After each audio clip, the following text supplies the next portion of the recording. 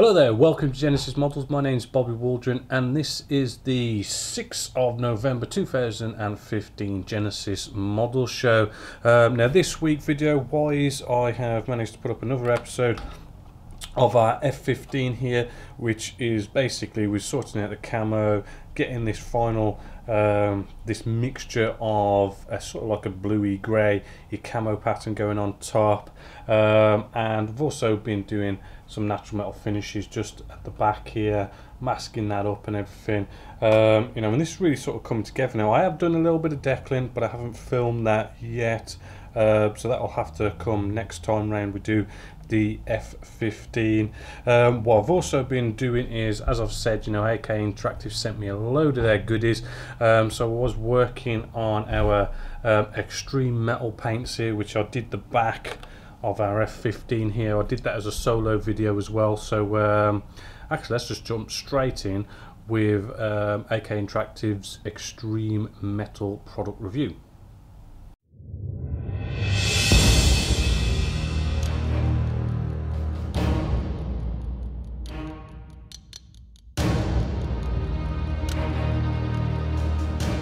Hello there, welcome to Genesis Models. My name is Bobby Waldron and in this video we're going to be having a product review of some new metalizer paints called Extreme Metal by AK Interactive. Now these metalizer paints are new, they are different. Now when it comes to natural metal finishes, it is quite a bit of a tricky sort of product to deal with. For example, I've just got a couple of different manufacturers here. We've got Alclads 2. Now this is a natural metal finish paint that I do like and I do use.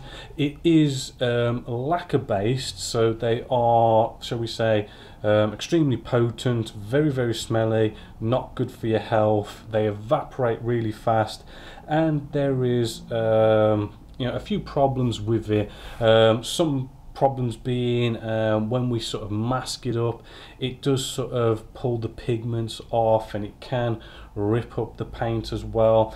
You have to have your air pressure really low. Other things like you can't flood the area because it kind of makes it go a bit funny. You've got to be really light with your coat, so it's not a forgiving paint, so to speak. You need to be a bit more intermediate and advanced to sort of use our Alclads 2 paints here. Another set of paints that I do really like using is our Mr. Metal colour range, which is really cool. You can buff these paints up, but again they are like a lacquer based type paint. They're kind of similar-ish to Alclads in the sense that you gotta spray down quite lightly and everything. They are a bit more durable than Alclads 2 paints, but and you know, they can be kind of quite expensive as well. Plus you've got to go off to they are in sort of like China and stuff, so they can be a little bit hard to get hold of. You do only get, I do believe this is a 10mm pot as well, so you don't get a lot for your money, but they are cool and well recommended as well. We've then had a new release, that are metal colour paints here by Vallejo. Now these are acrylic based. Now when it comes to acrylics and natural metal finishes, they're not very good, right? A lot of paints out there, they kind of look silver rather than natural metal finish, but these paints by Vallejo have sort of broken that barrier and they do look like a nice natural metal finish. And it is sort of like depends upon your personal preference, you know, when it comes to sort of like what type of paints you use. As I say, these are acrylic, so you know, they're not very potent. I mean, they're not going to be good for your health, but they sure as hell are a lot better for your health than using these lacquer based paints from Alclads. I do like them, but what we have here is what we're here to review is the Extreme Metal. Now what's the difference between these? Well, first off, they are enamel based, right? They're not lacquer based or acrylic based. They are enamel based, which does kind of sort of change the ball game a bit in the sense of I do like these. They are sort of like quite a forgiving paint, very durable. They've got that nice natural metal finish, and although okay, they are more potent than acrylic based paints, they're not as potent as our alclad lacquer based paints here. So they're still smelly, but they're not as smelly as using our alclads 2 paints. So let's have a quick look at the range. I've just got a little sheet here. If you want to sort of pause the pause this video now, you can have a look at the range of colors they've got just there, which is a really good range of colors for natural metal finishes. They really have seemed to have covered all the bases. Now they also do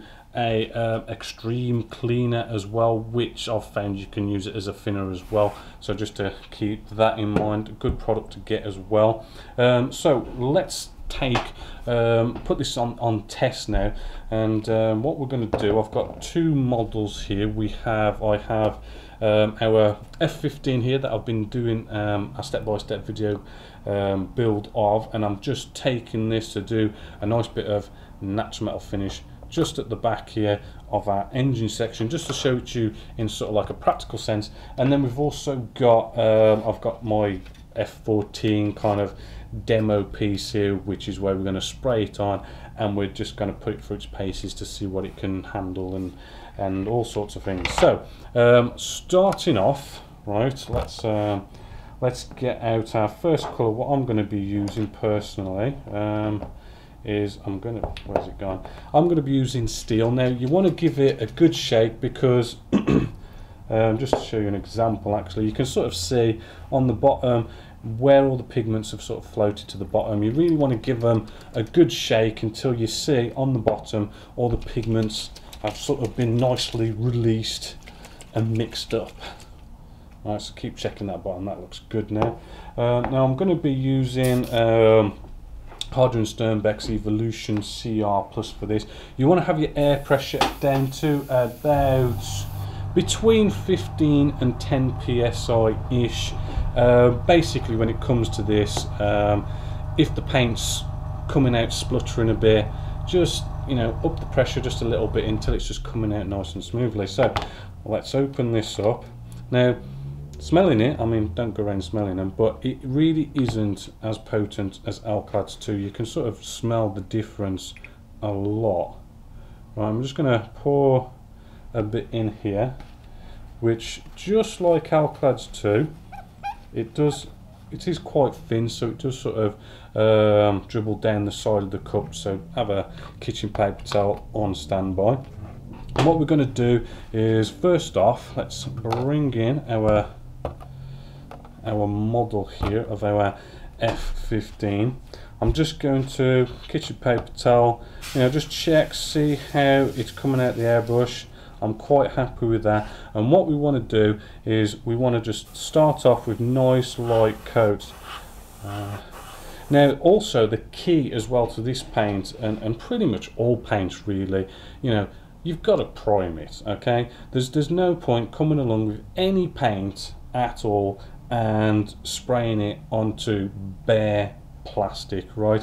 You're going to have all sorts of problems if you do that. Prime anything and everything, and with this type of paint especially, you spray this onto bare plastic and it's just going to pull up if you do any kind of masking. So I'm just lightly going across this and spraying on our first quick.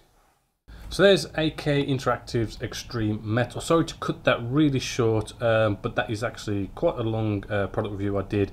So it is being released as a solo on its own, which will be released alongside the Genessis-Models show. So check out the Genessis-Models news section on the website, and that's where you'll see these videos.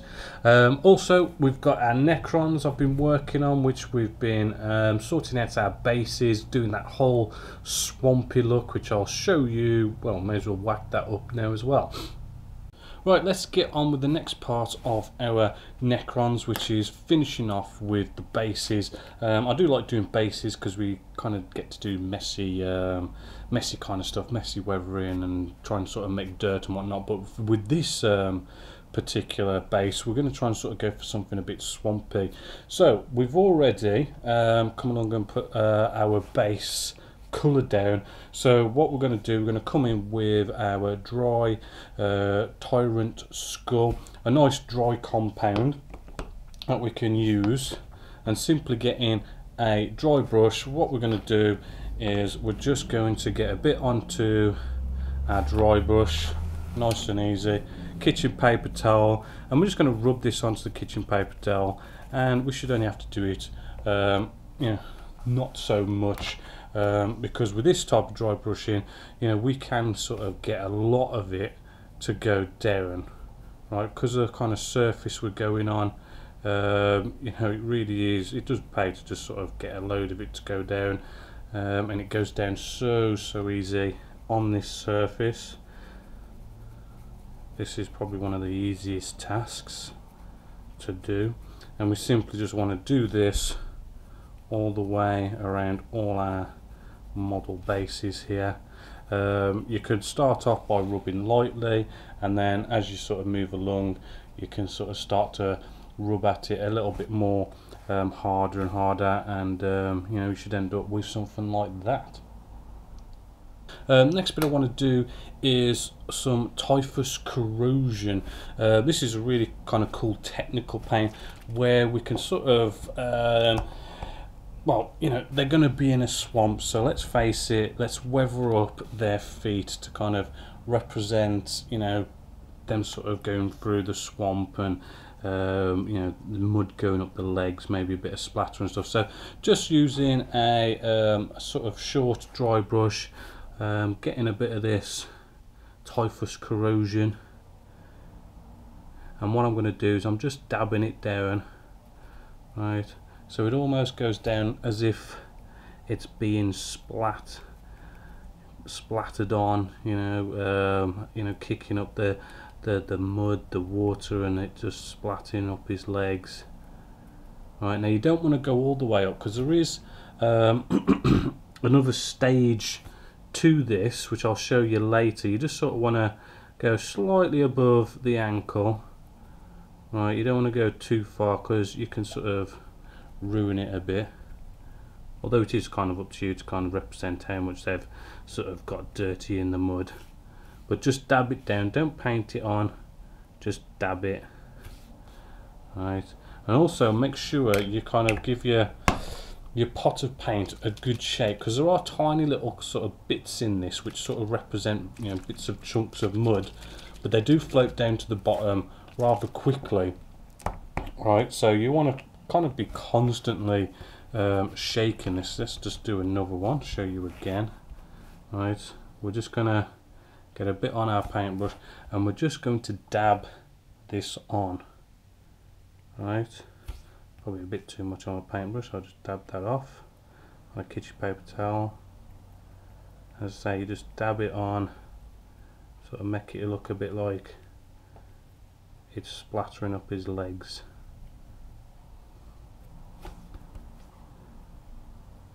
Right, try and get into all the nooks and crannies as well if you can. So there's the effect of our typhus corrosion. I do like that. As I say, we will kind of jazz that up a bit more later. What we're going to do now is we want to get out some micro crystal clear. Micro crystal clear is basically, it's a canopy glue. It's a lot like PVA glue, but the end result is when it totally and utterly dries, it dries to a crystal clear, just like it says on the label, like glass basically, or in some cases water. So what we want to do here, because we want to make a bit of a swampy scene, I am going to get out, let's get out one of our old paintbrushes just here, and simply we're going to take our Necron and we're going to just paint on, if I can just get a bit on the end. I think I need a new pot, but hey. Right, and we're just going to sort of dab on, not everywhere, right, because we want to sort of have it like a swampy sort of muddy, wetty kind of bit of growth still going on. Right, I'm just gonna, you know, as I say, just add a bit here and there. Right, big clumps of it, because it will sort of settle down and sort of sink down and sort of conform a bit. So that'll be fine there.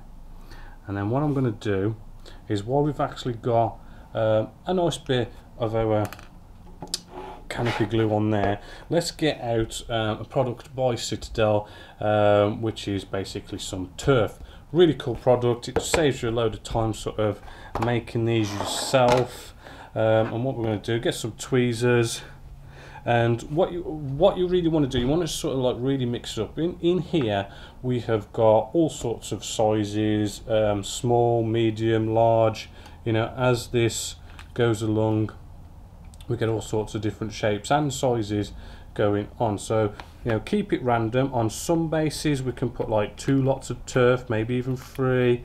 Some we can just put 1 on. They are a little bit tricky to get off without ruining the piece itself. They are a bit sticky on the other side, but I wouldn't completely trust that. And what we're going to do is, where we're going to place this, let's get some of our microcrystal clear. Let's I think I might put this one just at the front nicely, somewhere here on our base. I'm putting, you know, a fair bit in that area. Let's just get this off my finger so I don't get it everywhere.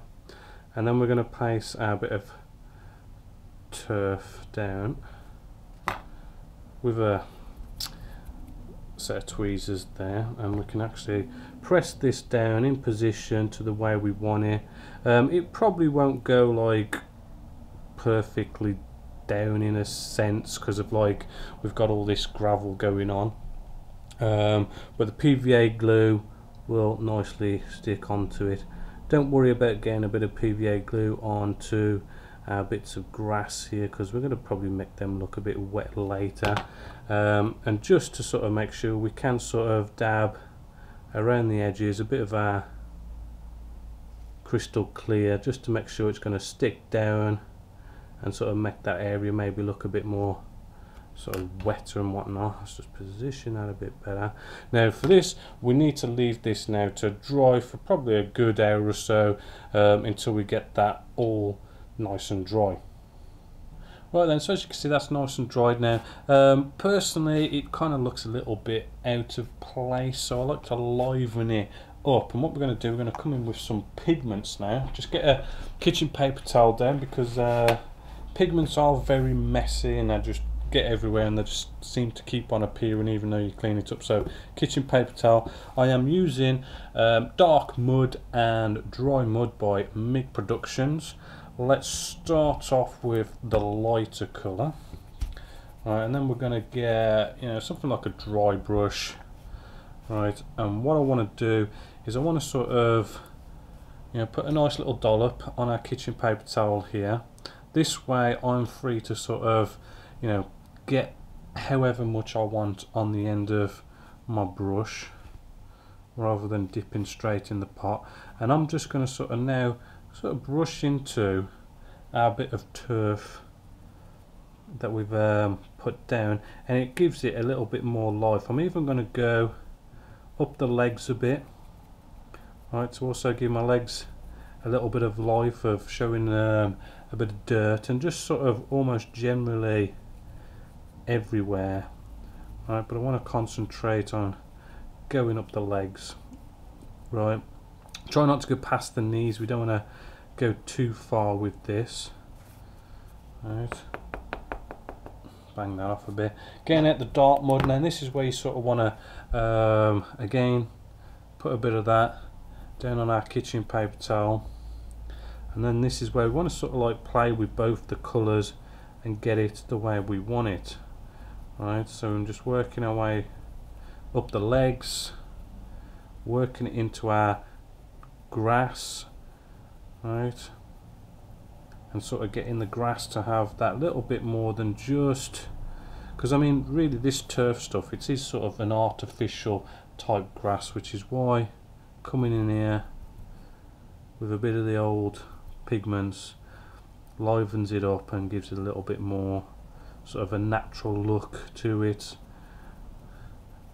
then leaving it like that. And hopefully you'll agree that looks rather nice. Now the thing is with pigments are going to give you a lot of problems if you don't seal them in, you know, because they're not stuck down, they are just kind of sitting on the surface of your model, so you've got to come in there with some sort of a matte coat to seal them in, lock them in and fix them down before we move on to any other stages.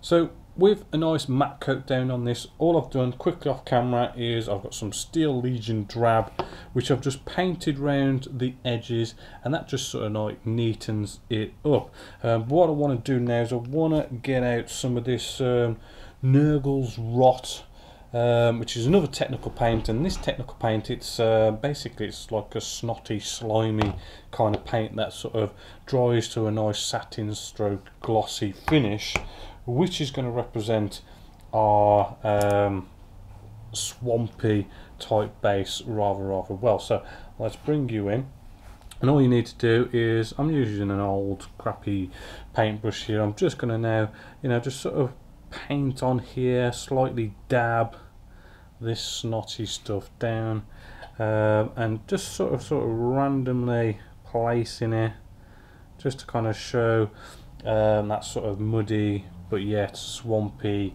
kind of look to it. And you do need to just let that dry. It does look good as well if we sort of get it in there, say with all our a bit of turf here, because then it does look a bit like moss as well, which is rather cool when that happens.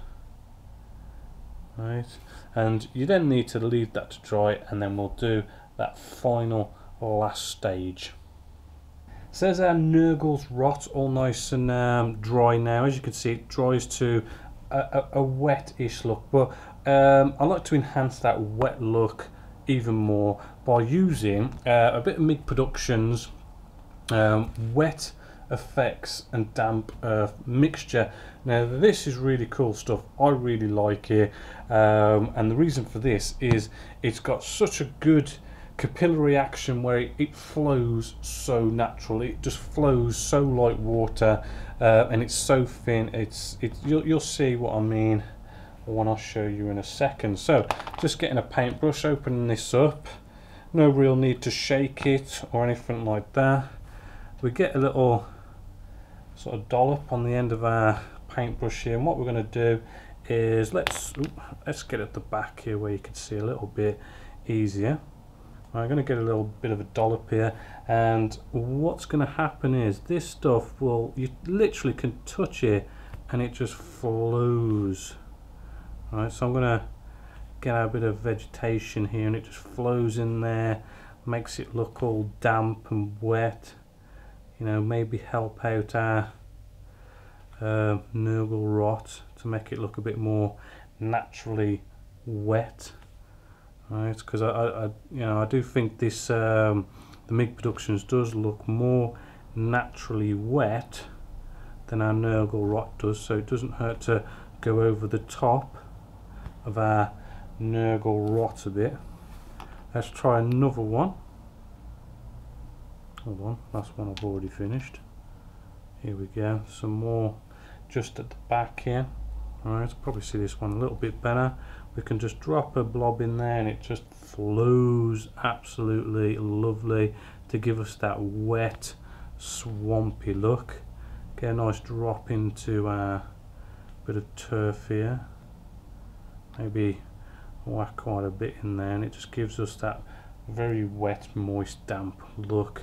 So hopefully you're liking that, and that is now basically it. Once this goes on, yeah, we are all nice and done. Really, with this wet effects damp earth, it dries at different intensities. What I mean by that is you put one coat on and it can dry, it does dry glossy and a wetty look, but if you put another coat on top and another coat on top, the intensity of that wet look gets more and more and more and looks more and more wet. So you can really sort of control in different areas, you know, having it wetter or damper or whatever, depending on how many coats you put on. So hopefully you've enjoyed as much as I've enjoyed building these Necrons. So you know, that is the final of our Necrons here, which I'm going to go off and paint the whole rest of them ready for our gaming room. And who knows what's going to be the next little sort of rapid video thing we do here on the Genessis-Models show. So there is the ending of the Necrons. Hopefully you like that little kind of little builds we do here in the show. Next week, I don't know what I'm going to build next week. I might just pick up a 1/72 or something, just to maybe just quickly blast through it and show you a little technique here and there as I go through it, just kind of really sort of break it up kind of thing. But now we've got our competition, which, if you remember, October's competition was for our Sea Hornet NF 21 1/42 scale by Trumpeter. And after doing a random number generation program, running down the thread, I came to Andy Mack. So congratulations to you, Andy Mack. You are the winner of our Sea Hornet here. I'll give you an email, get your mailing address, ship this out to you free of charge, or unless you want to come down the studio and pick it up yourself if you so wish. Next week I'll be going off and having another competition prize, so stay tuned for November's competition. Also, we've got Telford happening this weekend, which I will be going to the Saturday, not the Sunday, but I will be going on the Saturday, and I'll probably take a load of t-shirts with me so I can just give them away. If you see me there and, you know, come over and have a talk or something, I'll be there, the bald bloke with the red Genessis-Models top. So hope to see a load of you there, and to probably take a bit of money with me and come back with a bunch of goodies. Also on the forum, the aircraft-based aircraft carrier group build, that is coming along absolutely fantastic. But, you know, already December is coming around the corner. Christmas is coming, which means, you know, that is coming to an end soon, and we'll be looking at voting for the next group build here at Genessis-Models. So although it's still a good 2 months away, I just thought I'd kind of throw that in there just to make sure those of you who are working on it are going to get it finished. Those of you who finished or aren't working on it, you can start thinking about what potentially you'd like the next group build to be here at Genessis-Models. I'll be opening up the threads to talk about that probably beginning of December or something like that. So sadly, we've come to the end of the show. So until next time, my name is Bobby Waldron, this is Genessis-Models, and I hope you've enjoyed.